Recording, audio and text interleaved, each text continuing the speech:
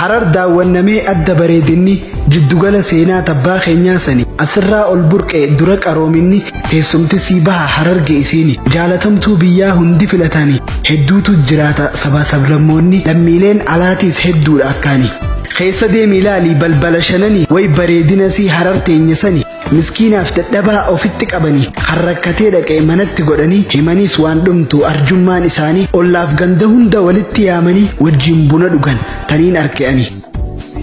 warra bineensallee madaqsee jiraatu dhugaan arkuu feenaan Harar sangakkootu warra dura fidee silixaanee baantu teessoo sulxaanotaa tan hundi filatu sirri keessa deemnee ganda hunda dheenee halkan bakka baasaa sodaachaa ol baane foon zambiila keessaa waraaboo nyaachifnee ganamaas hin teenye jogol keessa baane faxara ganamaan garaadhas guuttannee yoo gammachuu malee rakkina daganne ni bareeddi ijoolleen warra Hararsanii bilillee fakkaatti shamarran isaanii nyaarri isaanii kuula adiidha ilkaanii baasanii sii himan akka garaa isaanii silas ilmaan qalloota humbannaasanii annatti tolegaa amalli isaanii